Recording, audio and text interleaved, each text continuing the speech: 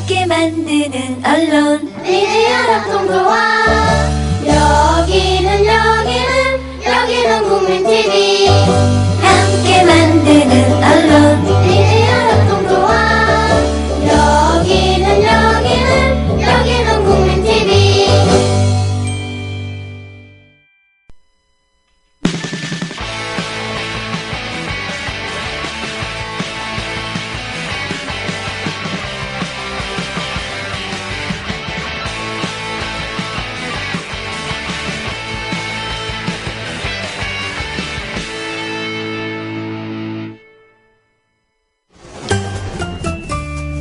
귀로만 듣던 국민TV의 팟캐스트를 이제 보이는 라디오로 시작합니다.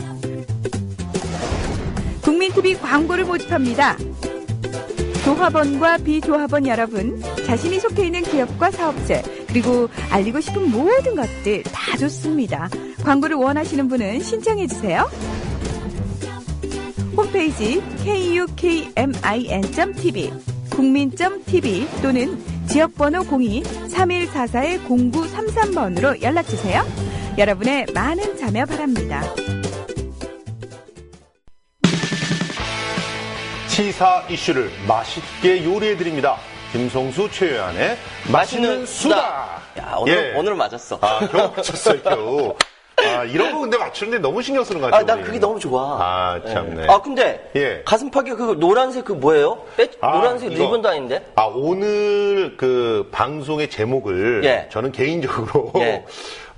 지금 자행되고 있는 정부와 언론의 3대 뻥. 3대 뻥. 3대 뻥. 3대 빵으로 진다는 게 아니라 3대 뻥. 거짓말. 그 3대 거짓말을 짚어보려고 하는데. 예. 그러니까 얼마나 이 공정 언론이 목마르겠습니까? 그냥 국민TV가 있는 거잖아요. 네. 그래도 지상파라고 하는 거에 힘이 있잖아요. 어마어마하죠. 그렇죠. 예. 그래서 KBS 언론노조 지부. 예. 거기서 이걸 배포를 하고 지금 잘 안 보일 텐데. 잘 안 보이는데 이 공정 언론은 우리의 다시 한번 공정 방송을 다짐합니다 하면서 세월호 일주기 예. 다시 공정 방송을 다짐합니다. 예, 바로 이런 내용들이 우리한테 정말 필요하다. 너무 뻥이 많이 진행되고 있다. 자기만 그거 다냐. 나도 하나 갖다 줬어. 예, KBS 갔다가 이렇게 하나 예, 받아가지고 예. 이렇게 했습니다. 그래서 오늘 세 개의 내용을 크게 살펴볼 건데 첫 번째 뻥. 첫 번째 뻥. 예, 공무원 연금 개혁 합의안 정말 세금 폭탄인가? 세금 폭탄인가? 이거서부터 한번 얘기를 간단하게 좀 해보려고 합니다. 사람들은요, 신문에 이렇게 딱 하니까, 신문에 그냥 헤드라인 시커먼 활자로, 예. 천 몇백 조 하니까, 허걱헉 하고 놀래요. 예. 이런 개뻥이 어디 있습니까? 그러니까, 그걸 다시 한번, 지난주 우리 방송 나오고 되게 반응 좋았대. 근데, 지난주에 진짜 우리가 안타까웠던 것은, 우리가 방송을 막 하고 있을 때까지는, 그게, 통과가 됐어. 오후 3시까지는요. 네. 합의가 됐어요, 다. 그래요. 그래서 서명 막 하려고 하는데 네. 어디선가 압력이 들어온 거죠. 어디긴. 이것도 뻥이야, 사실은. 청와대지. 이게 왜 그러냐면 네. 청와대에서는요. 이제 여야 합의가 돼가지고 사인 다 한 상태에서 이게 딱 국회의 규칙으로 딱 정해지잖아요. 네. 그렇게 되면 나중에 거부권을 행사해야 됩니다. 근데 대통령이 거부권을 행사하게 되면 얼마나 복잡해지겠어요. 그렇죠. 전국 자체 시끄러지지. 그런데 그것도 잘 이해를 못 하시고 계실지도 몰라. 어떻게 보면 그 대통령께서. 설마. 에이, 그럴까? 근데 거부권 행사할까? 이거에 대해서 막 분석 기사도 나오고 있었들. 그렇죠. 그때에 이제 터진 것이 갑자기 친박들이 난리가 납니다. 난리가 났어요.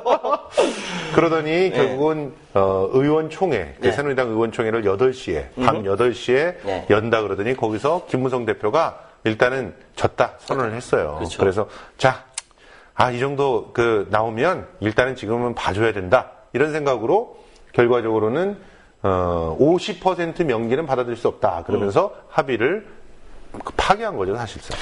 파기지. 사실. 네, 그렇죠. 그러면 이게 왜냐면 구두 계약도 계약이거든. 계획이지. 그래서 다 합의 딱 했다. 합의했어. 자, 이제 사인하자. 이래놓고서는 청와대에서 여보세요. 갑자기. 여보세요 했을까? 예. 머슴들아 모르겠습니다. 하지 않았을까? 아니, 직접은 전화를 안 하셨을 거야. 에이. 잘 이해를 못 하실 것 같아. 굉장히 복잡하기 때문에. 설마 그래, 대한민국 다만 이제 대통령인데. 옆에서 보고를 하실 때 예. 그렇게 했겠지. 이대로 가게 되면 김무성 쪽으로 다 넘어갈 것 같은데요? 이런 보고를 하지 않았을까? 그래. 우리가 그때 다 그렇죠. 분석해드렸잖아. 다 했죠. 잠깐. 뭐요? 우리 방송 녹화하는데 혹시 누군가 지켜보고 있었던 건 아닐까요? 그럴 수 있다. 아. 하고 이 국민TV에서 이렇게 한다. 국민TV에도 뭔가 좀 이렇게 국정원의 그런 냄새가 나는 게 아닐까. 이런 아니, 말도 안 되는 소설을 한번 네. 써봅니다. 그렇지만 사실 걱정이 되는 건 사실이에요, 좀. 뭐 예. 원래 카메라가 설치되어 있다든지. 그래서 갑자기 김무성 대표가 차기 대권 주자로서 완전한 그런 확실하게 보였다는 거였지. 공세를 하게 될 것이다. 이런 얘기를 우리가 하자마자 청와대에서 이래버렸네요. 우리 엿먹이려고 하는 거예요.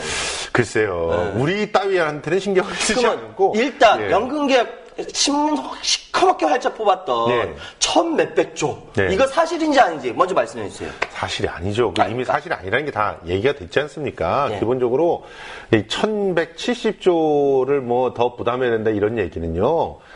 사실 이 연금이 고갈되는 그런 시점을 갖다가 2100년까지로 뒤로 밀어놓은 다음에 그렇게 지금 왜 연금 고갈되는 시점이라는 게 중요하냐면 연금이 지금처럼 계속적으로 유지가 되면 우리는 9% 정도밖에 안 내잖아요. 예. 우리가 받는 소득의 9%. 그렇죠. 그런데 나중에 받아가는 것은 소득 대출의 40%니까 40%니까. 전체 그 받는 거를 평균 냈을 때 그 돈의 40%는 받아가는 거예요. 그렇죠. 그럼 받아가는 사람이 65세부터 받아간다고 쳐도 맞아요. 그 지금은 뭐 60세부터였는데 조금씩 이거 늘려가지고 늘려가지고, 65세까지 예. 이제 됐지 않습니까? 예. 65세에서부터 받아간다고 쳐도 뭐 우리 아버님이 지금 거의 여든이 다 되셨는데 예.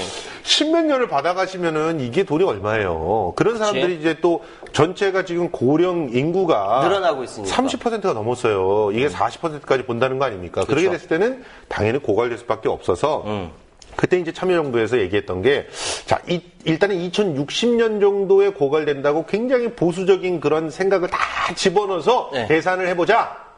지금처럼 계속 애 안 낳고, 그리고 지금처럼 계속 월급은 그대로고, 그리고 지금처럼 계속적으로 국민연금 대상자인데도 돈 안 내는 새끼들이 있고, 예, 죄송합니다, 여기서. 예, 그런 사람들이 있고. 땡땡으로 표시했어요. 예, 그런 상태, 물론 제가 여기서 굉장히 거칠게 표현했던 거는 어려워서 힘들어서 못 내는 분들을 얘기하지 않는 게 아니라. 예, 그렇죠. 예. 있는데도 안 내는 사람들이 있다니까요. 있잖아요. 맞아요. 수십억씩 이렇게 세금도 안 내고. 그런 사람 또 국민연금 의료보험 같은 거 안 내. 안 내. 그랬다가 어디 공직에 나갈 때 나중에 그때 한꺼번에 낸다? 야, 저 그때 그 돈은 또 어디서 나오지? 진짜. 대여금고에서 냈나?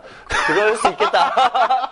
참 이자도 안 들어가고 있잖아요. 네, 맞아요. 이용료를 내야 된 대여금고에 3억씩이나 왜 넣어놨을까요? 네, 어쨌든 그건 제 홍반장 얘기고, 그런 상태로 계산을 했을 때 2060년에 기금이 고갈되니까 그걸 전액을 정부 돈으로 채워 넣어야 되니, 그러니 이제 그때부터 다시 좀 문제가 된다. 이러면서 그 재정 추계를 할 때, 그러니까 우리가 이제 오늘 또 이렇게 만나서 사람들이 얘기를 하면, 국민연금이 2060년에 고갈이 되면 지금 우리가 지금 현재 상태를 다시 한번 점검해 보니까 얼마 정도 더 올리는 게 맞겠습니까? 이런 거 따지는 그런 기준이에요. 그런데 그 기준을 2100년까지 뒤로 그냥 확 늘려놔. 그러놓으면은 당연히 어마어마하게 내야 될 돈이 많아지는 거고, 그러면 정부가 부담해야 될 돈이 많아지는 것 같고, 그러면 우리가 뭐 엄청난 세금을 엄청 내야 되는 내야 될 것처럼 그렇게 포장이 되는 거고. 그리고 이제 거기서 결정적인 것은 지금과 같은 상태로서 계속적으로 유지하는 걸 전제로 하는 거예요. 그럼 당연하죠. 근데 사실은 지금 국민연금 쪽에서 굉장히 중요하게 하고 있는 사업이 하나가 뭡니까? 국민연금의 대상자들이 되는 사람들 중에서 실질적으로 이렇게 돈을 내는, 납부하는 사람들을 늘리려고 하는 거 아니에요? 그런 게 늘어나면 상당히 그래도 괜찮아지고, 그리고 지금은요, 사실은 굉장히 많이 쌓여있어요, 돈이. 그렇죠. 어마어마하게 쌓여있죠. 그리고 또 가장 중요한 거, 연금 고갈되면은 나중에 우리 돈 못 받는 거 아니냐? 절대 아니거든요. 아닙니다. 이게 대한민국이 망하기 전까지는 좀 돈 받을 수 있어요. 여기 착각하면 안 되는데 이거 뻥! 만약에 국민연금 보장하지 않겠습니다라고 말하는 그런 정부가 있으면 끌어내려요. 그럼 되는 거예요. 우리 국민투표를 하든 뭘 하든 끌어내리면 됩니다. 그러니까 절대로 그런 것들을 뒷방에서 이렇게 할 수가 없는 상황이니까 그건 안심하셔도 되고요. 우리가 사실 간단하게만 생각해 봅시다. 여러분들 지금 예를 들어서 지금 얘기되고 있는 것 중에서 우리가 9% 내던 거를 15%까지 올려야 된다 주장하는 사람들이 있잖아요. 있죠. 그래, 이거 굉장히 어마어마한 돈 내는 것 같다 이렇게 생각하시죠? 잠깐 여기서 따져봅시다. 자, 1년에 그러니까 월 한 200만 원씩 내는 사람이 9%를 내는 거예요. 근데 그것도 누구랑 나눠냅니까? 그 회사랑 나눠서 내는 거예요. 기업에서. 없으면 국가에서. 나눠서 내는 거예요. 자, 기업이라고 치고. 그러면 우리가 그 9%라고 그 해가지고 한 200만 원 받으면 한 12만 원, 13만 원 이렇게 우리가 자체 부담할 텐데 예를 들어 그냥 딱 계산하기 쉽게 10만 원이라고 칩시다. 자, 10만 원씩 우리가 이렇게 쫙 적립을 하면 나중에 가서 얼마를 받을 수 있냐? 200만 원을 꾸준히 받았다고 치고 아니 좀 더 덜 받았다고 쳐. 100만 원씩이라고 그 연간 쳐. 그래도 40만 원씩을 계속 받는 거예요. 그치. 그게 1년이면 얼마고 10년이면 얼마겠습니까? 우리가 낸 돈보다 무조건 더 받는 거예요. 그렇게 할 수 있는 연금이 있는 줄 아십니까? 없어요. 민영에서 제가 이제 우리 그 후배가 또 이 보험을 합니다. 그래서 그 친구한테 사실은 민영연금 한 번쯤 더 넣어야 되는 거 아니냐 이렇게 진지하게 자문해 본 적이 있어요. 그랬어요? 자문을 갖다 한번 부탁을 해봤더니 뭐라고 하냐면 형 국민연금 많이 넣는 게 나아. 민영 저 보험 설계사 그런 얘기를 했다니까요. 그러니까 우리가 얘기했던 그러니까 공적 연금 강화를 위해서 된 거거든. 예. 그래서 내가 아까 저번에도 막 만세 불렀죠. 공적 연금 강화. 뭐 이게 좀 정답이거든. 그렇습니다. 소득 대체율을 10%로 올린 대신 우리가 나가는 돈이 15%로 한다 그래도요. 실제로는 10만 원 정도밖에 안 됩니다. 네. 10만 원 정도 지금 민영연금 다 알아보세요. 나중에 소득 대체율로 해서 100만 원 받는다는 사람이 다달이 그러면 10만 원을 더 받을 수 있는데 내가 10만 원씩 더 내서 나중에 계속 다달이 10만 원씩 더 받을 수 있는 상품이 있나? 없습니다. 그런 상품이. 일단은 우리 국민TV 보시는 조합원님들이나 시청자분들은 잘 아실 거고 자, 첫 번째 뻥이 국민연금 그러니까 연금개혁을 둘러싼 뻥이었어요. 예. 이 부분은 이 정도로 이야기해도 충분할 것 한마디로 같습니다. 예. 정리를 하자면 지금 언론과 정부에서 얘기하는 건 사실은 굉장히 과장된 한마디로 말하면 뻥입니다. 그런 뻥이고 뻥. 실제로는 우리가 조금 더 내더라도 연금의 소득 대체율을 올리는 거. 예. 실제로 우리가 15% 정도만 올리면 애초에 연금을 그 기획했던 그 분이 나와서 얘기했거든요. 서상목 전 장관이라는 분이 나와서 우리가 15% 정도만 내고 지금처럼 연금을 실질적인 내는 사람들이 좀 늘어난다고 하면 나중에 소득 대체율 70%까지도 올릴 수 있다 그래요. 엄청난 거예요. 그렇지. 100만 원 받던 사람은 나중에 70만 원 받는 거야. 소리지. 그리고 200만 원 받던 사람은 140만 원을 그렇지. 받는 거예요. 이 정도면 살만하다니까. 살만하지. 연금 하나만 올려도 살만하단 말이에요. 그럼. 우리는 소득 대체율을 올리고 우리가 내는 부담들을 줄이는. 근데 지금 내는 것보다 줄이자 이런 식으로 얘기하면 이건 강도고 이렇게 되면 진짜 실제로 이제 공산주의가 되는 거고요. 물론 그것도 나쁜 건 아니라고 생각하지만 그런데 우리가 내는 돈들을 조금 더 내더라도 나중에 받는 돈들을 많이 받게끔 설계를 하자. 그리고 거기에 필요한 재원들 마땅히 외국 같은 경우는요 정부가 엄청나게 그 재원들을 확보하기 위한 노력들을 합니다. 그런 것들도 해야 된다. 예. 이런 얘기로 정리를 하도록 합시다. 자, 그러니까 첫 번째 신문에 뻥이 나왔어요. 이제 신문의 뻥에 속지 말자. 자, 두 번째 뻥. 그러면 뭡니까? 이 연금 개혁안을 확 뒤집은 대통령의 속내는 뭘까? 뭐 저는 좀 시끄럽게 만들어야 될 거 아니야. 바로 그러니까 세 가지 속내가 있다고 생각을 해요. 첫째 속내는 민영보험을 강화시키자. 이건 우리가 다 얘기했어. 우리 저번에 얘기했고. 그다음 두 번째 속내는 김무성한테 헤게모니 주기 싫어. 주고 싶지 않아. 김무성 지금 키워줄 수는 없어. 없어. 요거예요. 세 번째는 뭐냐? 제일 중요할 것 같아. 제일 중요한 것 중에 하나. 뭔가 시끄럽게 해가지고 시선을 돌려야 돼. 시각을 돌린다. 그렇죠. 국민들의 시선을 돌린다. 프레이밍 이론에 의하면 그렇죠. 시선이 돌아가면은 사람들은 중요한 게 그거라고 그건 생각하고. 들어가죠. 자, 뭘 바꿨을까? 나왔다. 예. 뭘까요? 요번에 성완종 관련된 대선 자금, 그렇죠. 대선 캠프, 비밀 캠프. 여러분, 8명의 그 성완종 리스트 중에서 7명이 친박이고요. 그 중에 3명은 대선 자금과 아주 긴밀하게 관련이 돼 있습니다. 그리고 또 하나. 시사전을 해서 특종을 했더라고요. 비밀 캠프 있다고. 그 비밀 캠프 누가 관리했다고? 누구지? 지금 현재 부산시장인 서병수 씨가 네. 관리를 직접 했답니다. 그 내용이 기사에 떴어요. 그러면 그 서병수는 어디에도 이름이 있죠? 성완종 리스트에 이름이 있어요. 이야. 뭐야, 이거. 이거 뭐야, 이거 어마어마한 거거든요. 근데 언론사에서 얘기를 안 해. 왜 얘기를 안 할까? 우리 둘만 얘기하는 것 같아.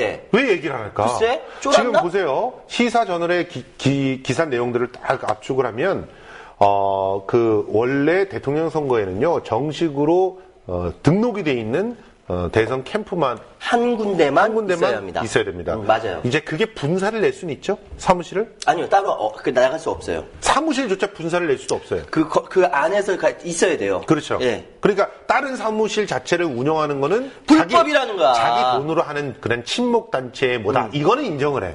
근데 거기서 선거와 관련된 업무를 하면 안 돼요. 하고 뭐 불법이에요. 득표 행위를 하고 불법이에요. 불법이에요. 그렇죠. 이거는 공직선거법상 때문에 예. 나중에 어떻게 되죠? 안 되는 거예요. 그냥 무효야, 무효.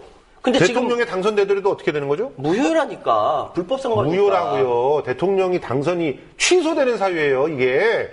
더군다나 거기서 대선 자금을 모았대. 모았대. 그걸 어떻게 모았다고? 임명장 팔아가면서. 팔아서. 그거 다 TV에 탐사 보도에 다 나왔어요. 나 미치겠다. 예. 선거 시기에는 동창회 그렇게 해서 동문회 이렇게 하면 안 돼요. 선거법 거기서 위반이에요. 밥을 사주는 것도 안 되잖아요. 안 되죠. 예.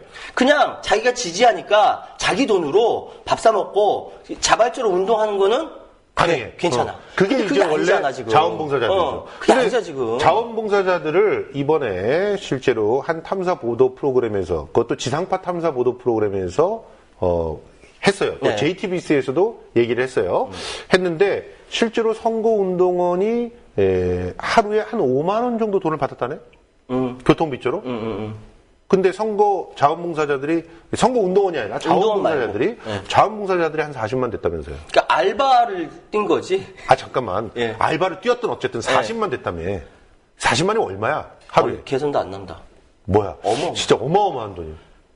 이 돈이 어떻게 나왔을까? 근데 자기네들은 대통령 선거할 때 479억밖에 안 썼대. 근데 계산을 해보세요. 22일 동안 자원봉사자들한테 하루에 5만 원씩 주면서 40만 명을 갖다가 먹여 살렸다. 그러면 벌써 그게 그 밥값이나 그 5만 원씩 준 돈으로 넘어가요. 넘어가지. 자, 그러면 불법한 선거 자금이 있었다는 거 아닙니까? 당연하죠. 이거 수사 왜 안 하죠? 쫄아서. 쫄아서? 쫄아서. 언론은 왜 보도 안 하죠? 쫄아서. 왜 이렇게 뻥을 치죠? 쫄았으니까. 쫄은 걸까? 이게 적극적으로 협력하는 거 아닐까? 그럴 수도 있겠다. 적극적으로 협력할 수도 있겠다. 그래야지 시청자 미디어 재단의 무슨 대표 같은 거 타고 그러잖아. 적극적으로 협력을 해야. 적극적으로 협력했구나. 아니 시청자 운동을 하는 사람들을 지원해주는 단체에 예. 시청자 운동하는 전혀 상관없는 사람이 대표가 되더라고요. 보수평론가가. 그 보수평론가 잘 알잖아요. 당신도 잘 알잖아. 아니 나는 그래도 같이 밥 먹은 적은 없어. 대건 같이 밥도 먹었잖아. 지나가다가 밥 먹자 해서 그냥 그것밖에 없어. 자, 어쨌든 이런 개뻥의 시대를 살고 있습니다. 아이 속상하다. 참 정말 이런 거짓말들은 좀 적극적으로 알려야 되는데 예. 왜 알리지 못하고 있을까요? 국민TV에서 이렇게 알리고 있지 않습니까? 일단 우리가 3대 뻥 중에서 2개를 간략하게 얘기해 드린 이유는 이 2가지 뻥을 하면서 아주 정말 엄청난 뻥을 뒤에다 또 숨기고 있어요. 그런데 이 엄청난 뻥을 아주 집중적으로 언론들이 거의 한 목소리로 보도를 하면서 특히나 정부에서도 은근히 이런 것들을 갖다가 막 부추겨요. 막 자료도 돌리고 그게 뭐냐? 막 이러면서 그러면서 부추기는 뻥이 있는데 자 보세요. 지금 첫 번째 뻥이 연금 개혁안 합의안을 가지고 뻥을 치면서 박근혜 대통령이 뭔가를 숨기고 있는 거 아니에요? 거고. 숨기면서 누군가를 또 죽이고 있잖아요. 죽이고 있는 거죠. 김무성을 죽이는 것들은 우리가 아까 얘기를 했어. 맞고. 그럼 또 누군가를 지금 죽이고 있는데 그 누군가가 누굴까? 그 누군가 문재인일까?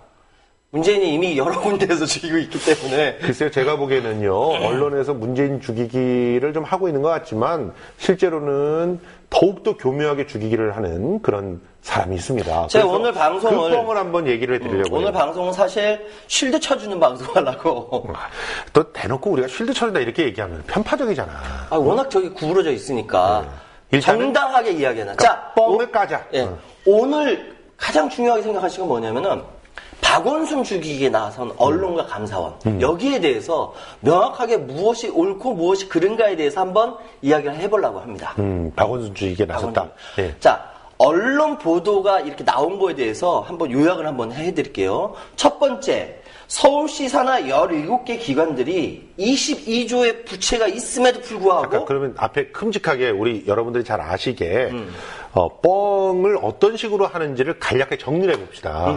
자, 우선 박원순 죽이기에 관련된 뻥은 첫째, 서울시에 대해서 막 공격하는 거야. 공격하는 거야. 막. 그다음 둘째, 서울시 관련돼 있는 산하기관들, 공공기업들, 뭐 투자기관, 뭐 이렇게 얘기하죠. 그렇죠. 이 투자기관들을 공격하는 거야. 공격하는 거야. 그리고 세 번째는 박원순이라고 하는 개인을 또 공격하는 거야. 이 유형을 나눠갖고 보자면, 우선 첫 번째.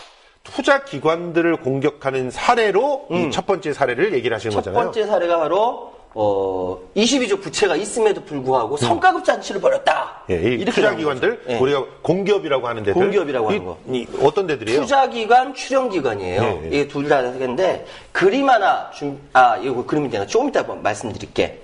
그런데 여기서 가장 중요한 게 성과급 잔치를 벌였다고 하잖아요. 근데 그 성과급이 민간 기업에서 이야기한 성과급하고 서울시나 이렇게 그 투자기관, 출연기관에서 나온 이야기하는 성과급하고 성격이 달라요. 아주 우리 최유한 평론가가 성질이 급해가지고 자꾸 앞으로 치달아가는데 이제 말처럼 자 우선 차근차근히 그 투자기관 출연기관이 22개라고요? 예, 22개. 근데 그 22개가 22조의 부채고 17개. 17개의 기관인데 걔네들이 22조의 빚을 지고 있다는 거잖아. 빚을 지고 있다는 거지. 근데 빚을 지고 있는데도 불구하고 성과급을 지급했다네? 예. 이게 만약에 민간 기업이라면 욕먹어야죠. 욕먹어야죠. 뭐 예를 들어서 금융회사들이 엄청난 공적 자금 투자해갖고 살려놓으니까 제일 먼저 한 짓이 지들 성과급 나는 거죠. 이거는 뭐를 내줘? 맞아야지 당연히. 목 쳐야지. 예. 그런데 공공기관의 성과급이라고 하는 것은 다르다 이거잖아요. 다르다는 거죠.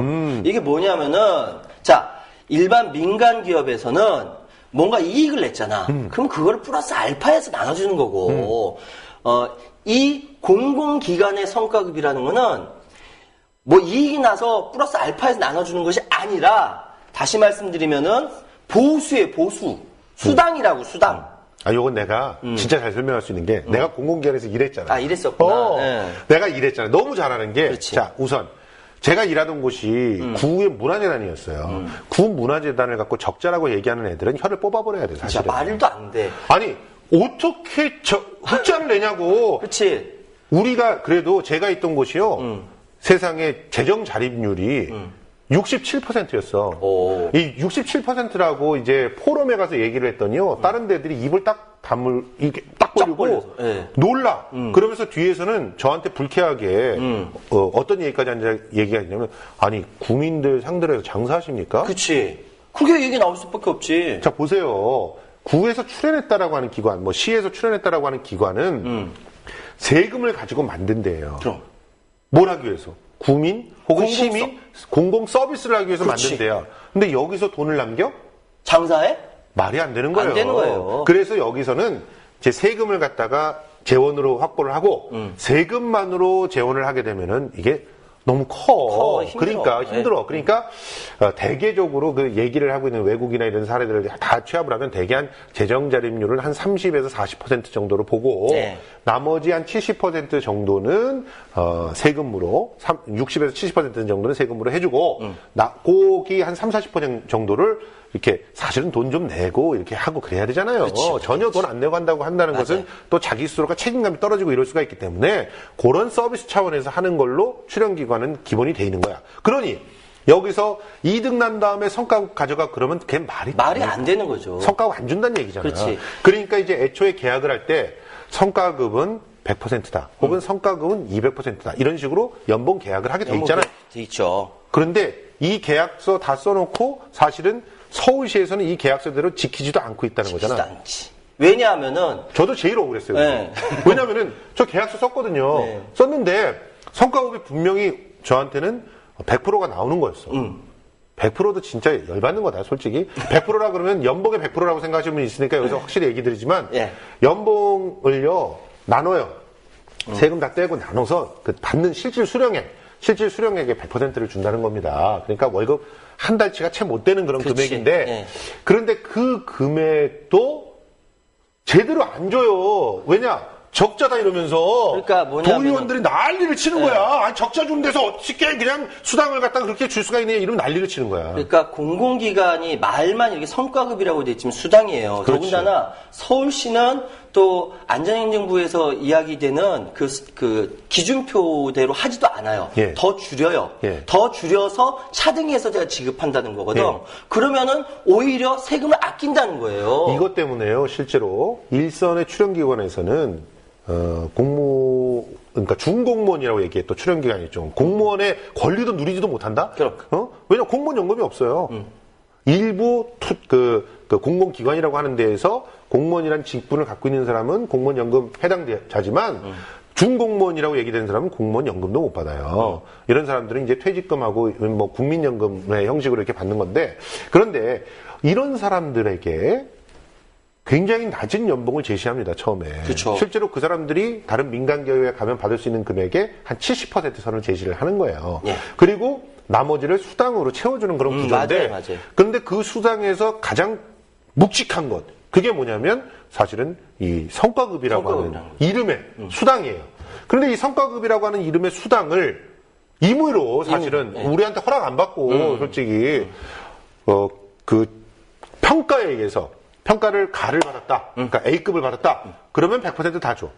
그리고 뭐 B급을 받았다. 좀 깎아. 그래서 맨 마지막을 받았다. 그러면 한 반 정도밖에 안 줘. 그렇죠. 그리고 이거를요, 실제로 우리 구 재단에서는 어떻게까지 했냐면 직원들 고가 평점도 매겨가지고 그거 갖고 그러면은 일단 애초에 기관 평가에서 잘려나가 고가 평가에서 잘려나가 그러면 진짜 나중에 얼마 못 받는 사람들은요 너무너무 억울한 거예요. 이거 제소할 수가 있는 거예요, 사실은. 이 부분에 대해서 그러니까 바라보는 관점 여러 가지 관점이 있죠. 시민들은 이 부분에 대해서 시장이나 이런 그 엄격하게 하는 거에 대해서 세금 아낀다, 잘했다라고 박수 치는 사람이 있고 당사자들은 좀 억울할 수가 있고. 아니 심지어 이거 노동 강화의 하나의 방법으로 쓴다니까. 이 부분에 대해서는 노동 착취에 서로 논의해가지고 합의를 해야 되는 부분인데 이걸 가지고 부채가 많은데 3천 몇백억을 성과급으로 잔치를 했다.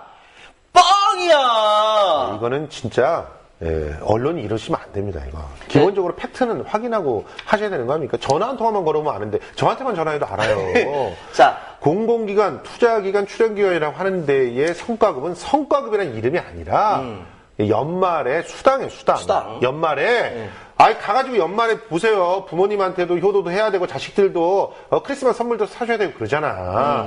그거 수당 주는 거예요. 근데 그거를 가지고 쪼잔하게 너들 일 잘못했으니까 말이야 80%만 깎아 이렇게 해서 주는 데가 서울시야 지금. 그거 자체가 사실은 엄격하게 말하면 부당노동행위라고 제소할 수도 있는 거야. 선진국에서는 이런 일을 하면 안 돼요. 그런데 그런 걸 하면서 아끼겠다는 데를 성과급 잔치를 벌였다. 이러면 안 돼. 성과급 잔치는 어디서 벌이고 있는데 지금. 진짜. 사실은 저 은행들 보세요. 은행들이 지금 먹은 그 공적 자금이 얼만가. 그리고 저 은행 그 CEO라고 하는 사람들이 가져가는 성과급이 얼마인지를 보고 얘기하세요. 그것만 있나? 실제로 정부에서 하는 방산비리 같은 거 그런 데서 다 돈 새 나가는 거잖아. 180조를 갖다가 자원회계에 썼다고. 에이씨. 그런 걸 보면서 180조 아닌가? 하여튼 70몇 조고 앞으로 나갈 돈 이런 걸 추산한 180조까지 된다는 겁니다. 그래서 이제 그러면 그러니까 사람들이 그렇게 얘기하죠. 이런 공공기관이 공공기에 왜 이렇게 손해를 보는데 그러니까 그거죠. SH공사 영세 서민들을 위해서 임대주택 있죠. 그거 손해 볼 수밖에 없어. 또 예를 들어 지하철공사 같은 경우 어르신들 무임승차 하잖아. 거기 손해 나는 거예요. 대부분 서울시에서 나오는 이 부채는 이 양공사에서 양쪽 SH공사와 지하철공사 이 두 군데 여기에서 나오는 것이 대부분이거든요. 근데 심지어 SH공사는 반값 아파트 그거 아파트 짓는데 적자 엄청 줬잖아. 그렇지. 그거는 이명박이 하라 그런 거 아니었어요? 예전에 이야기가 됐던 거죠. 예. 그러니까 이게 정부 정책이나 서울시 정책에 따라서 진짜 제대로 자기네들이 독자적으로 운영했으면 지지 않았을 빚도 진 것이 많단 말이에요. 그렇지. 심지어 또 이런 것도 있어. SH공사 같은 데가 엉뚱한 데가 가가지고 막 투자를 막 해. 그래놓고 그거 나중에 손실을 되면 손실을 빚으로 떠안는다? 그렇지. 이런 것들도 한 적이 있어요. 그렇지. 예전에. 요즘은 박원순 시장이 워낙 꼼꼼해서 그렇게 안 하는데. 자, 그래서 내가 그림 하나 준비한 게 있어요. 서울시 출연기관들의 부채 현황이 도대체 어떻게 되느냐. 한번 살펴봅시다. 한번 그림 보여주시죠. 보시면 2011년부터 12, 13, 14년까지 돼 있죠. 이렇게 되어 있는데 부채 총계를 보세요. 예. 이게 점점 부채가 줄어들고 있어요. 줄어드네, 진짜. 줄어들고 있죠. 그리고 예. 2014년에는 최초로 감소가 된 거예요. 어허. 마이너스 6.1. 그렇네. 감소가 된 거야. 근데 언론에서 어떻게 이야기하냐면은 2011년, 12년, 13년 이게 점점 줄어드는데 불구하고 이게 부채가 계속 쌓이고 있다라고 얘기를 하고 있는 거야. 어디서? 언론에서 그렇게 얘기한다니까. 이렇게 부채가 쌓이고 있음에도 불구하고 성과급 잔치한다라고 얘기하는 거야. 그리고 2014년에 최초로 감소한 거를 얘기를 하지 않아요. 꽤 많이 감소시켰는데. 그렇죠. 엄청나게 감소시킨 거죠. 그 전에 어마어마하게 됐던 것들을. 잠깐만. 이 상태에서 뭐 노인들에게 무임승차 없애고 감소시킨 거 아니죠? 아니죠. 그대로 가는 거죠. 엄청나게 지하철비 올리면서 감소시킨 거 아니죠? 그건 아니죠. 그대로 간 거죠. 지금. 그리고 임대주택 비용 막 올리면서 그래서 이전까지 임대주택에 있던 사람 내쫓으면서 감소시킨 거 아니죠? 아니잖아요. 그런데 왜 욕을 하는 거야? 그러니까 표면적으로 부채가 이렇게 22조 원이나 23조 원 쌓여 있는데 나머지를 성과급 잔치를 했다라고 비판하기 위해서 이렇게 나온 것밖에 안 되는 거예요, 상황이. 우리의 언론이 아주 심각한 상황이다. 이렇게 볼 수밖에 없겠네요. 그렇습니다. 예. 그리고 또 이제 박원순 시장의 업무 추진비가. 자, 요거는 이제 시장을 직접 공격하는 케이스죠. 자, 방금 정권은 공공기관이나 이제 산하기관을 공격하면서 박원순 시장 죽이기를 하는 거고, 시장을 직접 공격하는 케이스의 대표적인 게 공간 문제라든가 업무 추진비 문제가 있었어요.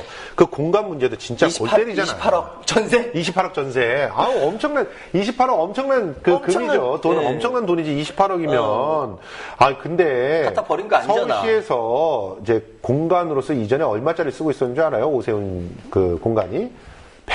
120매덕이라고 그랬죠? 어마어마했지. 120매덕으로 사가지고 이렇게 120매덕짜리 공간을 유지하고 있었어요.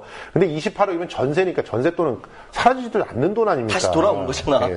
그 공간 수리하고 일어나고 또 공간의 일부가 또 어디 끼어 있어갖고 그거 반납하고 이러면서 새로 만들기 위해서 공간 지금 잠깐 임대로 있는 거 아닙니까? 임대로 있는 건데 28억 황제 어쩌고저쩌고 얘기 나와서 그렇게 말하면 하도 경남도지사 공간 한번 가봐라. 아이 정말 답답해가지고 진짜. 기자들 직접 데려와서 이게 과연 그러냐 보여줬더니 그 다음부터는 쏙 들어갔거든. 쏙 들어갔어요? 아직도 그렇게 얘기하는 사람이 이게 있던데. 맡아도 해서 하는 거지. 이 카카오톡 같은 데서 아직도 돌아다녀. 박원숭이 그러면서 황제 공간 이러면서. 그런 카카오톡 받으시는 분들은 제가 특히나 권면해드리는 방법이 있습니다. 카카오톡을 보내시는 분께 이런 허위 사실을 유포했을 때는 법적 처벌을 받을 수 있습니다라고 문자를 되돌려 주세요. 그러면 그다음부터 그런 문자 안 옵니다. 맞아. 분명히 조직적인 어떤 움직임들이 있어요. 카카오톡이. 예, 저희 장인도 계속 받으시고 저한테 가끔 보내주시는데 우리 어머니도 한테 보내주시는데. 저는 가끔 그렇게 보내드립니다. 아버님 이런 거 자꾸 돌리시다간 나중에 문제 될 수 있으니까 자제하시기 바랍니다. 이렇게 말씀드립니다. 난 엄마 하지 마. 예를 들어서 이제 밥값을 많이 썼다라고. 업무 추진비. 업무 추진비. 정말 치사하게 먹는 거 가지고 그러는데 비교를 해보니까 이거 하도 그래서 밥값 얘기 많아서 어느 정치 블로거가 직접 오세훈 시장 때 밥값 쓴 거 하고. 그 정치 블로거 얘기는 좀 해주자. 아이엠 피터. 아이엠 피터라고 하는 파워 블로그가 낱낱이 자기 글에다 이제 그래픽까지 쫙 얹어가지고 해놨어요. 오세훈 시장과 박원순 시장이 업무 추진비를 어떻게 사용을 했는지. 그러니까 웃긴 게 뭐냐면은 이야기 나올 때 1,300만 원가량 더 사용했다, 박원순 시장이. 근데 기간을 딱 잘랐더라고. 기간 잘랐어. 그 기간은 오세훈 시장이 가장 돈을 안 썼던 기간을 딱 잘라가지고, 박원순 시장이 가장 돈을 많이 썼던 기간하고 비교를 한 거예요. 너무 웃기잖아. 이런 식으로 해도 되는 겁니까, 언론에서? 그게 웃긴 게 뭐냐면, 그래서 낮에 밥값 1인당 얼마씩 쓴다 얘기 있잖아요. 그래서 그 중에서 하나를 사례를 딱 꺼내가지고. 그 박원순 시장이 제일 많이 업무 추진비를 썼던 때하고, 오세훈 시장이 적당하게 썼던 때하고 비교를 해봤어. 그랬더니 정말 박원순 시장이 많이 쓴 것 같은데 그때 먹은 사람이 40명이나 되는 사람이 그것도 행사를 하기 위해서 모인 거였어요. 그러면 행사를 하러 여러 군데에서 전문가들이 오는데 7,000원짜리 밥 사주겠어요? 그래도 한 2, 3만 원짜리 사주지. 자, 그래가지고 얼마요? 94만 원. 193만 원 썼고 오세훈 시장은 얼마나 썼다고요? 4명이서. 4명이서 얼마? 되게 많이 썼어. 이거 어디 갔지? 한 사람당 20몇만 원씩 썼다며. 네, 엄청나게 그래서 썼지. 100만 원이 조금 안 되게 네, 이렇게 네, 썼는데 네 명이서 20몇만 원짜리 식사를 갖다가 했다고 하는 거죠. 그러니까 이런 식으로 비교를 한다는 것은 진짜 말이 안 되지 않아요? 나 진짜 속 터질 것 같아. 내가 당사자면 난 막 불지를 것 같아. 막. 너무 열받아서. 이 업무 추진비를 정확하게 좀 더 꼼꼼하게 따져봅시다. 예. 지금 현재 서울시가 이 업무 추진비를 썼을 때 이런 식의 비판들도 있었잖아요. 동시에 몇 명이 쓰는 것처럼 쓰는 것들도 있더라. 네. 이거 부정하게 쓴 거 아니냐 이런 얘기를 하는데 이거는 진짜 뭣도 모르고 하는 얘기 아닙니까? 왜냐하면은 지금 그 업무 추진 카드 있잖아요. 그렇죠. 카드 쓰는 법인카드. 그거를 박 시장뿐만 아니라 예. 정무 보좌관들 돌려가면 쓰거든. 그렇죠. 부시장하고. 예. 그러니까 동시에 세 사람이 다른 행사에 갔다고 쳐보세요. 네. 거기서 밥값을 낼 수밖에 없어. 그럼 세 군데가 찍히는 거죠. 아니 그거는 문화재단 했던 나도 알아요. 법인카드가 2개야. 그래도 그리고 심지어는 법인카드를 갖다 따지면 이제 또 팀장들도 네네. 자기 필요에 의해서 법인카드를 운영하는 때가 있어요. 그러면 그걸 전부 다 뭐 그 대표가 썼다고 합니까? 물론 이제 대표의 업무 추진비를 쓰는 법인카드는 구 단위에서는 하나거나 2개거나 이제 이 정도 돼요. 네. 2개일 경우에는 어쩔 수 없이 밑에 있는 우리 같은 경우는 이제 경영 본부장이 그런 것들을 갖다 사용하고 그랬었는데 그런 것들을 놓고 이거 부정사용이다 이렇게 얘기하는 건 ABC를 모르고 비판하는 거죠. 그러니까 일단 언론에서 악의적인 보도를 하는 거예요. 뭐 어디에서는 밥값이 하루에 117만 원이다. 또 어디에서는 또 90만 원이다. 맞지도 않아. 맞지도 않는데 그렇게 무조건 비판하고 보는 거거든. 그럼 사람들이 봤을 때 서울시장이 되게 높아 보이잖아. 그렇죠. 어디 가서 펑펑 돈 쓰는 걸로 보이잖아요. 예. 그렇지 않은데도 불구하고 보통 이 업무 추진비를 어떤 데 쓰게 돼 있죠? 예를 들어서 시정을 운영해 나가는 데 있어서 뭐 전문가라든지, 예. 뭐 교수라든지, 예. 이러니까, 이렇게 의견을 듣고 같이 토론하는데. 그런데 박원순 시장 때 와서는 전문가나 이런 사람들 말고도 굉장히 일반 시민들의 예. 초대를 해서 얘기 듣는 시간도 굉장히 많잖아요. 그렇죠. 그렇게 많이 했죠. 그럴 때도 이제 밥값을 내면은 다 업무 추진비라고 쓰게 되는 거잖아요. 그렇죠. 이게 잠깐만. 지금 그럼 우리 여기서 명확하게 진짜 해볼 게 있다. 업무 추진비를 일단 줄이기도 줄였고 실제로 전체 100%를 쓰지 않는다면서요. 비율이 어떻게 되냐면 네. 오세훈 시장은 네. 자기 업무 73%를 썼어요. 전체 쓸 수 있는 업무 추진비에서 73%. 예. 박원순 시장은 59.2%를 썼어. 반 조금 넘게 썼네요. 그렇죠. 그럼 업무 추진비 자체도 아꼈고. 13.8% 아낀 거지. 예, 그리고 또 업무 추진비를 수혜를 받는 대상도 네. 서민 쪽으로 더 많이 갖고. 내려갔고. 그럼요. 특권 계층이 아니라. 그렇죠. 그러면 이거는 잘한 사실은 거지. 잠깐만, 우리 이 업무 추진비랑 비슷한 성격이 어떤 게 있었냐고 하면요. 예. 홍준표 지사의 이번 해명 때문에 문제가 됐던 국회 대책비. 국회 대책비. 이것도 사실상 업무 추진비예요. 근데 이거 누구들끼리만 쓰냐? 거의 국회의원들끼리만 쓰는 거예요. 자기네들끼리? 집에 생활비 주고. 생활비도 주고. 그러면서 직책주당이 포함되어 있었다고 실드치고. 아이 참. 보세요. 그런 거 쓰는 거에 비해서 얼마나.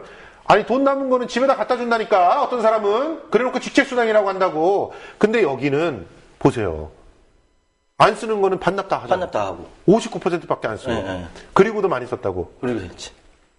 열받지. 정말.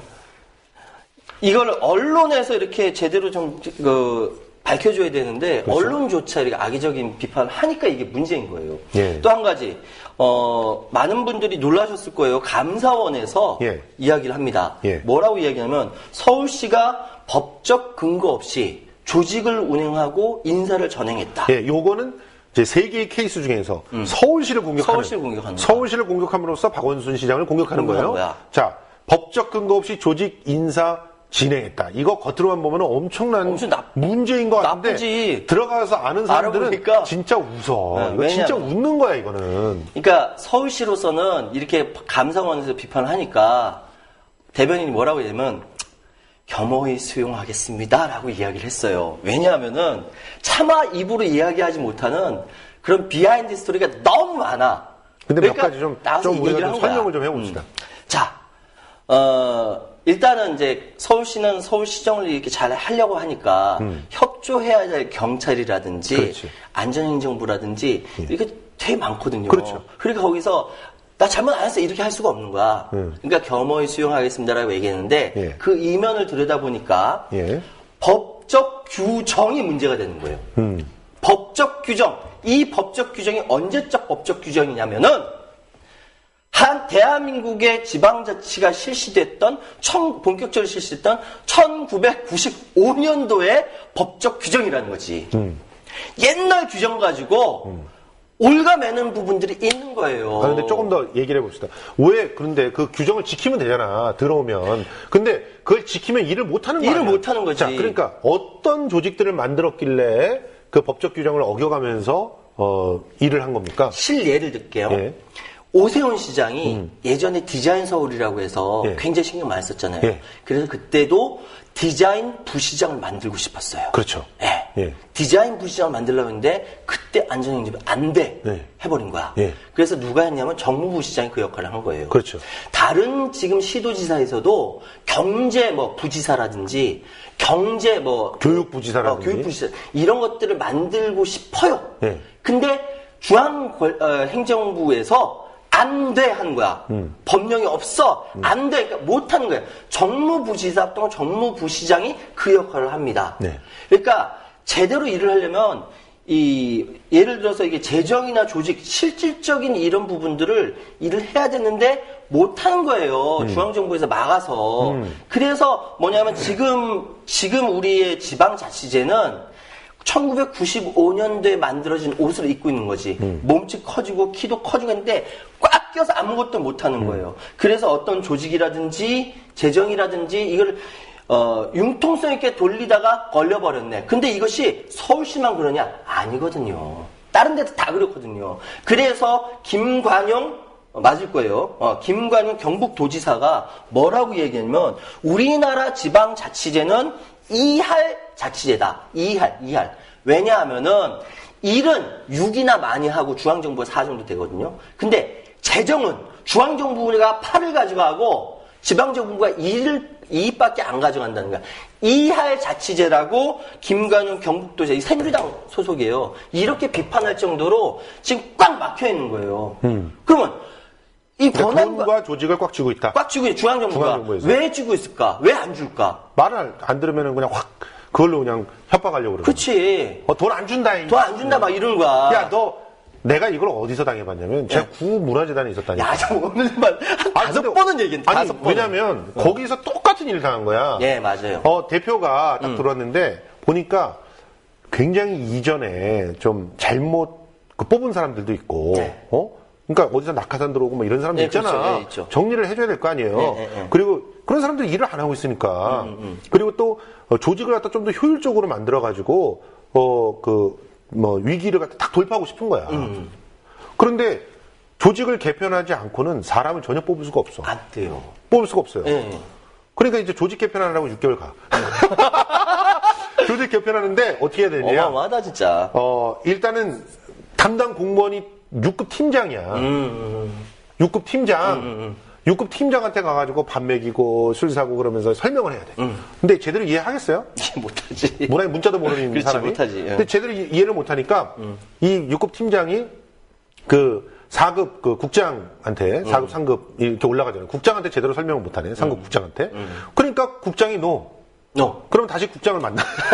3급 국장 만나서 또 진짜. 얘기해. 설명을 해. 그럼 국장 오케이 했어. 그런데 가가지고 부시장이 또 오케이를 해야 돼.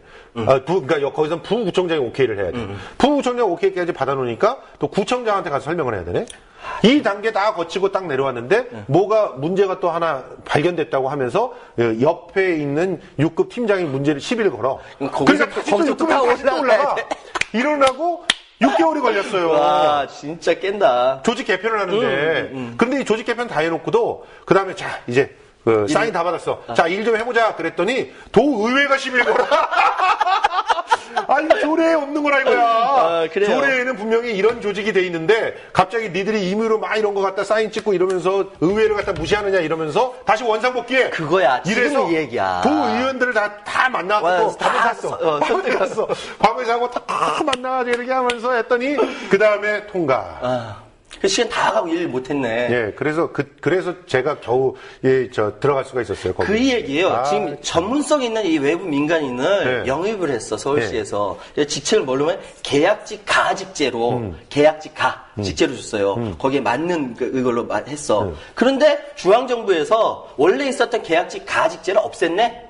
없애버렸어? 없앴네. 어. 그래가지고 지방정부도 그럼 따라가야 되거든. 그렇지. 근데 일을 하고 있잖아. 그 직책에 맞도록 대우해주고 일을 했잖아요. 가 직제를 없앴네? 따라가야 돼. 그럼 없애야 돼. 그런데 그 일을 지금 하고 있으니까 엎을 수 없잖아. 그렇죠. 그러니까 거기에 맞는 권한과 비용 들여가지고 일을 하다가 감사원이 그거 아니다라고 얘기한 거야. 연봉도 원래 거기에 준하게 주고 또 직책에 대한 역할도 준하게 줬는데 근데 가직제만 위에서 보기에는 야 우리 가직제 그거 없앴는데 없는데 왜 여기서 가직제 비슷한 짓을 하고 있는 그치. 그런 나아가 있니? 그렇지. 그렇게 된 거라니까. 그러면은 여태껏 가로서 처음에 채용됐다가 갑자기 없어져가지고 그랬던 사람은 월급 깎으란 말입니까? 이게 부당노동행위예요. 이게 부당노동행위. 그래서 진짜 진정한 지방자치제는 이 발전을 위해서는 인사와 재정에 대한 충분한 독립 요건이 있어야 돼요. 그래야 발전하는 거예요. 이거는요, 사실은 고스란히 또 어디에 통하는 줄 아세요?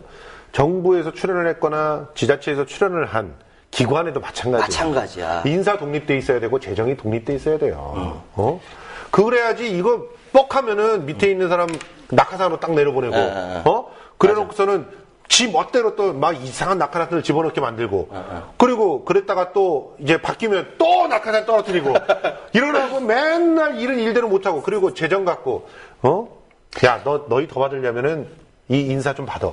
실제로 그런 로비 마구 들어왔다니까요. 제가 있을 때도 구에서도 우리가 이거 협조해 줄 테니까 내가 추천하는 이 사람 그 팀장으로 집어넣어줘. 의원들이 그러더라고요. 도의원들이. 그게 지금 지방자치 20년이 구의원들, 지났음에도 불구하고, 구의원들, 지났음에도 불구하고, 이제 그 얘기잖아. 그 뭐 임시기구 설치했다라고 얘기하잖아요. 예. 서울시가 정말 95년도부터 쫙 몸집도 커지고, 그렇죠. 전문화되고 고도화됐단 말이야. 그때에 비할 수 없지. 예산이 100배가 되는데. 그럼 여기에 맞춰서 조직도 바뀌어야 되고 서포트를 해줘야 되는데 이게 위 중앙정부에서 꽉 막고 있으니까 안 되는 거거든. 그래서 임시기구들을 둔 거예요. 조례는 통과를 한 거죠, 그래도. 그렇죠. 서울시 조례로는 이걸 다 이렇게 통과를 시켜서 임시기구를 만들었는데, 감사원에서 직접 조례는 법을 이길 수가 없거든. 그렇지. 근데 문제는 뭐냐, 이 임시기구는 근데 이상하게도 예. 시행령은 법을 이긴다? 세월호. 야, 이건 미치겠다. 너무 이상하지 않냐? 아니, 내 얘기 하고 일단. 그러니까 요거 한마디만 하고, 감사원에서 제발 그 세월호 특별법을 갖다 어기고 있는 시행령 좀 어떻게 해줘요, 좀. 좀 어떻게 좀 해봐. 이렇게 하듯이 좀. 그럼 이렇게 좀 해봐 좀. 오케이. 계속 합시다. 화나네. 예.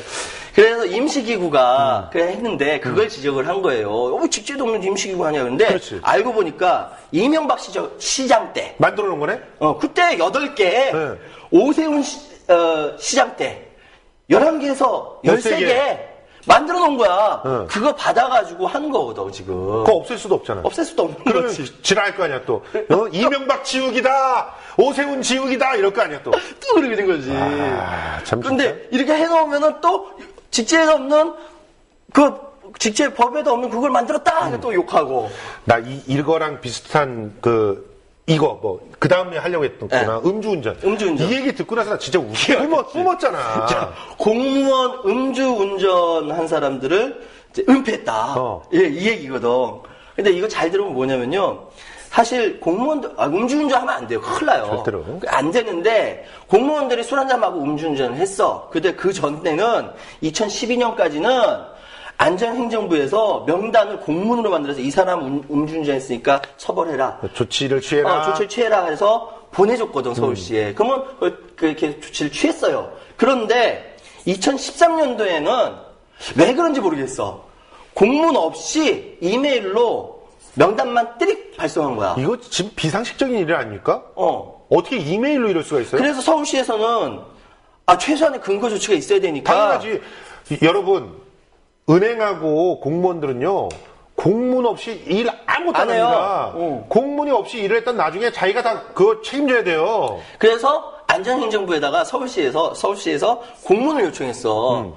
제대로 좀 정식적으로 공문을 발송을 해줘야 우리가 이게 징계를 한다든지 상황을 알아본다든지 우리가 할 수 있다, 조치를 취할 수 있다라고 공문을 요청했는데 공문 안 주네? 그 사이에 공문이 안 와. 안 오는 사이에 감사원이 감사를 했어. 아직 조치를 취하지 못하고 있는 거야. 요 상황이 된 거야. 그래서 이게 공무원들의 음주운전을 은폐한 상황이 된 거지. 골 때린다. 골 때리지. 아니 이게 뭐 하는 짓이야? 나 이거 보고 뿜었다 그랬지. 완전 뿜었다니까. 나 진짜 나 너무 놀라서 이게 잘못된 거 아닌가 내가 알아봤잖아. 근데 이 사실이 맞거든. 실제로요.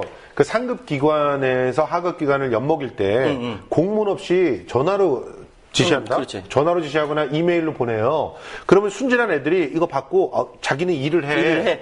그래놓고서 나중에 가서는 그러니까? 그거 근거로 해서 징계는 누가 받아? 그 일한 사람이 일한 사람 받아. 받아. 일부러 그런 식으로 한마디로 낚시를 하는 거죠. 네, 엿먹이는 거지. 그래서 이런 짓을 몇 번 당하고 나면 민간에서 굉장히 진짜 창의적이고 열심히 일하던 사람들이 아이디어가 있던 사람들이 거기 딱 들어가가지고 공문만 기다리게 돼요. 지금 제가 일하고 있던 그 문화재단에도 그런 사람 수두룩해. 민간에 있을 때는 진짜 괜찮았거든. 근데 거기서는 공문만 기다리고 앉아있는 거야. 할 수가 없으니까. 그래서 전화를 했어. 아니 지금 뭐하고 있는 거야? 왜 일이 처리가 안 돼? 너 나한테 진짜 이럴 수가 있어? 이러면 공문이 안 와서. 저 본부장님 공문이 야, 대한민국 행정 진짜 소평하다. 이런 식으로 해가지고. 그리고 나중에 엿먹이고. 그 친구들은 뭐라고 할 수가 없다니까? 그러니까. 왜냐면은 공문 없이 진짜 이게 다 얘기가 된 거예요. 구청과도 얘기가 되고 다 얘기가 됐네? 위에서 공문을 안 근데 넣어가지고. 공문이 안 와. 일을 못해. 그러면 아무것도 못하고 그래서 지금 이미 일을 하고 있는 사람에게 페이를 지급해야 되는데 지금 못하는 상태가 벌어진 거야. 부당 노동행위라니까 제발. 이건 노동법에 저해가 되는 거예요. 노동법에 상위가 법이잖아. 이게 그러니까 사실은 감사원 지적에 비하인드 스토리가 이런 게 있어요. 그런데 서울시로서는 경찰과 협조도 해야 되고 안전행정부도 협조해야 되고 다른 조직들하고 다 협조를 해야 되지 않습니까? 어떻게 해요? 지적 나왔는데. 그러니까 대변인이 겸허히 수용하겠습니다 하고 발표를 했던 것입니다. 예. 좀 이런 것들을 보면은 아주 총체적으로 정말 서울시와 그 박원순 시장 흔들기가 자행되고 있고, 그것도 특히 팩트가 어긋나 있는 그런 사실로서 지속적으로 죽이기를 하고 있다는 걸 알 수 있습니다. 왜 그럴까요? 무서우니까 그렇지. 두려우니까. 무서우니까. 지금 있잖아요. 정말 우리가 조심해야 되는 거. 야권의 자산들을 지켜야 됩니다. 네, 야권의 맞아요. 자산들을 지키지 못해갖고 어떤 일들이 벌어진지 우리 눈에서 목도하고 있지 않습니까? 네. 보세요. 저는 감히 얘기하건데 여러분들은 어떻게 생각할지 모르지만 손학규 전 고문 같은 경우도 야권의 아주 중요한 자산이었다고 생각합니다. 그 자산을 그냥 죽으라고 갖다 버렸잖아. 밀고 그리고 지금 와가지고 다시 가서 쫓아가서 뭐라고 있다고요? 아니, 몰라요. 흙집이 무너질 정도래. 아니, 몰라요. 사람들 무지하게 많이 본데. 네, 하여튼 흙집이 무너질 정도 가면 뭐합니까? 그리고 저는요 통진당도 자산이라고 생각합니다. 엄청난 자산이라고 생각해요. 통진당이 하죠. 통합진보당이 하죠. 통합진보당. 그러면 그 통합진보당을 정당 해산될 때까지 뭐 하고 있었습니까? 그래놓고 지금 이제 와가지고 그 여파 다 맡고 있잖아요. 통진당이 갖고 있었던 의석들을 다 뺏겼잖아요. 도대체 우리 자산을 지키려고 하는 노력, 내가 뭐가 튀는 거 이거가 두려워서 우리 친구들, 동지들 자산들을 지키려고 안 하면 우리 모두가 나중에는 죽을 수밖에 없다는 사실을 명심해야 될 그런 상황이 아닌가 생각이 됩니다. 그래요. 옛날에 나치 때도 누가 이제 잡혀갔는데 나는 유대인이 아니어서 가만히 있었다. 그렇지. 나는 공산주의자가 아니어서 가만히 있었다. 그러더니 결국 내가 나치가 나를 잡아오라 할 때 아무도 도와줄 지켜주지 사람이 없었다. 그렇습니다. 지금 이 야권의 상황이 지금 그런 상황이에요. 지금 저 엊그저께도 또 통진당 이전 간부들이 또 구속됐다는 얘기를 들었는데 도대체 무슨 명목으로 또 구속을 하는지 이해가 안 되는데 언론에서 한 줄 단신 보도되고 심지어 보도 안 하는 데도 있고 우리 야권에서도 관심을 안 갖고 있더라. 도대체 이게 뭘까? 하여튼 오늘 3대 뻥 얘기해서 시간 다 됐어. 3대 뻥 얘기했어요. 첫 번째 연금 개혁을 둘러싼 뻥. 두 번째 대선 자금, 대선 캠프를 둘러싼 뻥. 그리고 서울시와 서울시를 박원순 시장을 둘러싼 뻥. 이게 지금 언론에서 핫하게 진행되고 있는 3대 뻥입니다. 예. 이 3대 뻥에 절대로 흔들리지 않는 여러분들이 되셔야 되지 않을까 이렇게 생각이 되고요. 이왕구 전 총리가 그런 말을 했더래요. 진실을 이길 것은 아무것도 없다. 네, 진실을 이길 것은 아무것도 없습니다. 그 말을 반사. 고스란히 드리고 싶네요. 반사. 다음 주에도 정말 우리가 기회가 된다면 다시 우리가 잡혀가지 않는다면 혹은 국민TV가 계속적으로 이렇게 문을 열어준다면 다음 주에도 다시 돌아오도록 하겠습니다. 진실을 이길 것은 아무것도 없다. 예. 다음 주에는 우리가 또 핫한 이슈들과 또 이렇게 뻥 얘기하니까 재밌다. 뻥 얘기 이런 재밌다. 뻥 얘기들도 한번 가끔 좀 섞어가면서 뻥뻥뻥뻥뻥뻥. 굉장히 참 경망스럽습니다. 아, 그래도 예. 재밌잖아. 예. 근데 사실은 진짜 언론이 바로 서야 되는 게 그럼요. 참 걱정입니다. 이 뻥을 치는 언론들은 국민들을 엉뚱한 데로 이끌기 때문에 실제로는 공적인 해악이에요. 공적이죠, 공적. 공적이 돼요. 그런데 이런 일들을 자행을 하고 있다는 건 정말 안타까운 일이 아닌가 이렇게 생각이 듭니다. 아무튼 다음 주에 다시 또 김성수 최연의 맛있는 수다에서 여러분들 만나 뵙기로 하겠습니다. 고맙습니다. 고맙습니다. 예.